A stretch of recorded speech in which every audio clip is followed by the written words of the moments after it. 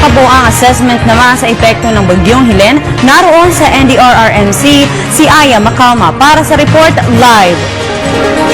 Yes, Princess, mula na naglandfall si Bagyong Helen sa Palanan, Isabela, dalawa na ang naitalang patay ayon sa pinaka-latest bulletin ng National Disaster Risk Reduction and Management Council. Kinilalang si Andrew Mariano Batara, 47 years old. Ayon sa report, kung alas 3:30 ng hapon, kahapon nag-swimming si Batara sa Dingaras River, Ilocos Norte nang biglang natangay siya ng malakas na alon. Naisugod kaagad siya sa ospital, ngunit dead on arrival ng ideklara ng mga doktor. Ang ikalawang nasawi ay si Armando Valdez Borbon, 37 years old na inatake ng epilepsy at nahulog sa isang palayan sa Sitio Pinalapay, Barangay Dumpay, Basista, Pangasinan kahapon ng umaga. Isa naman ang narescue ng mga otoridad na kasama ni Batara nag-swimming sa Ilocos Norte. Sa ngayon ay umabot na sa 357 na pamilya ang nagsilika sa 6 na barangay sa Masinloc, Zambales. At hanggang sa ngayon ay naghihintay ng report ang NDRRMC sa kanilang OCD directors sa Region 1, 2 at 3 na kung saan ito ang tinatahak ng Bagyong Helen. At 48 katao naman ang stranded ngayon sa mga pantalan mula pa kahapon alas 11:30 ng gabi. At kaugnay nga niyan ay makakapanayam natin si Undersecretary Benito Ramos upang bigyan pa tayo ng karagdagang detalye kaugnay nga dito sa Bagyong Helen. Undersecretary Ramos, kamusta na po ang ating mga preparasyon dito sa Bagyong Helen? Kasalukuyan pa rin ngayon na nakatutok ang ating responders, kasama na yung local at saka yung national responders na nandyan ngayon sa probinsya ng Cagayan. Pagkatapos kanina na nagbago ang kanyang direksyon, imbes na papuntang west at tutumbukin niya itong Tabok, Kalinga, Apayao, ay kumanan siya at ito ay napunta na sa Apare. So sa oras na ito ay nandun na sa 30 kilometers west of Apare.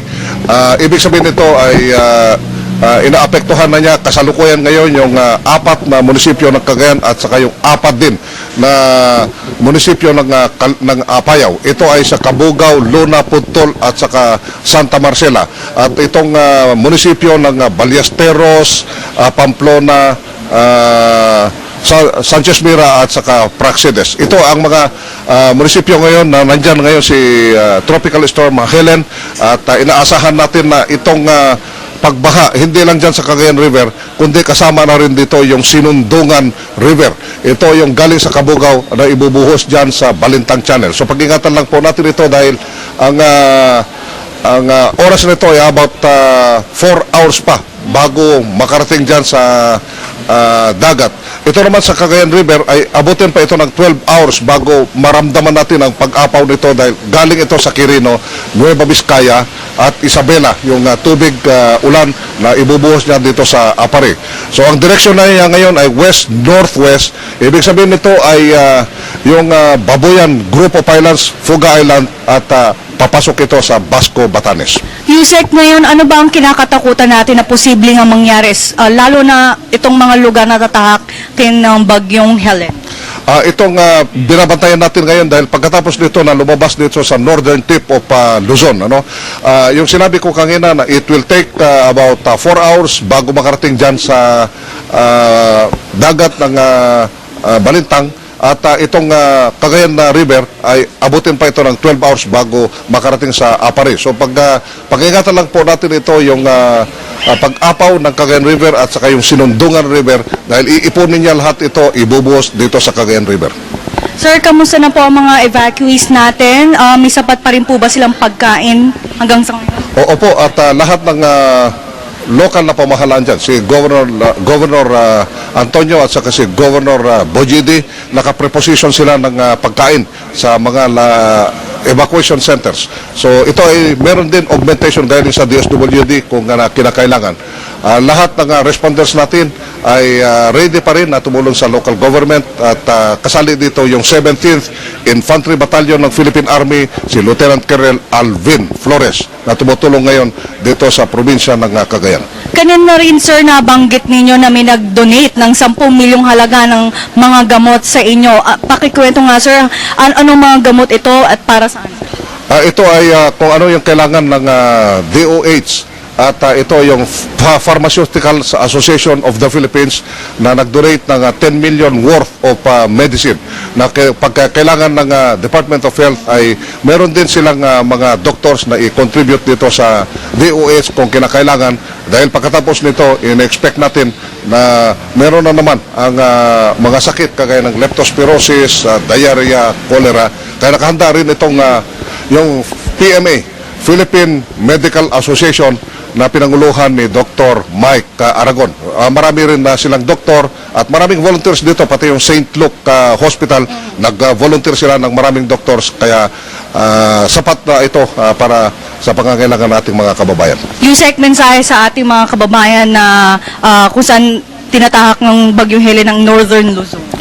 Itong mga kababayan natin na nakatira sa bank of the rivers, yung Cagayan River at saka Sinundungan, kailangan pag-ingatan lang po ito, dahil maski palabas na ito si Helen, ay yung epekto pa rin niya, dahil aagos lahat dyan sa mabababang lugar ng Cagayan Valley.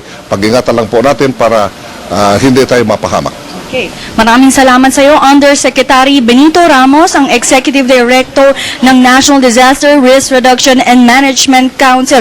Samantala, Princess, 5 insidente naman ang naitala ng NDRRMC kaugnay dito nga sa Bagyong Helen. Isang flash flood nga ang insidente na naiulat sa Masinloc, Zambales. At isang flood incident naman sa Buwang La Union, na kung saan itong Buwang River ay nag-overflow, na kung saan gadibdib ang tubig baha. At isang landslide naman ang naitala sa barangay Wenceslao, Caba, La Union along National Highway. Ito at dalawang insidente yung ngayon na naiulat natin, na dalawang nasawi nga, isa sa Ilocos Norte at isa sa Basista, Pangasinan. At hanggang sa ngayon, Princess, 7 dams pa rin ang bukas hanggang sa ngayon. Ito yung Angat River na kung saan at Ipo Dam na kung saan ang mga lugar na maapektuhan ay ang North Sagaray hanggang sa Tibag, Pulilan, along Nilex, at sa mga munisipalidad ng Bulacan, Angat, Balagtas, Baliwag, Bukawi, Bulacan, Bustos, Malolos City,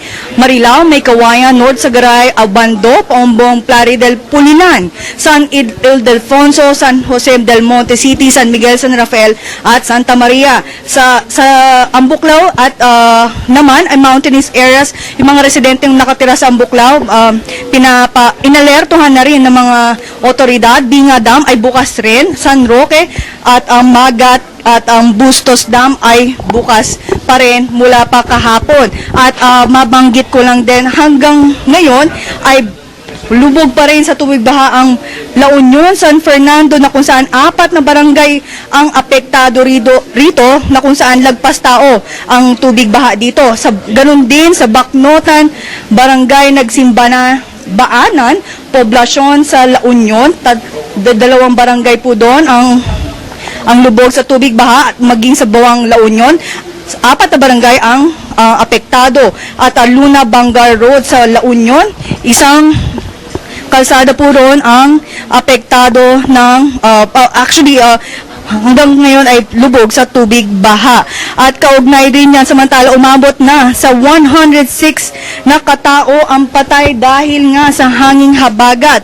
At naitalang 49 na probinsya naman, syudad at munisipalidad ang nagdeklara ng state of calamity, at 424 na pamilya o mahigit 3.8 milyong katao ang nasa evacuation centers pa rin ngayon.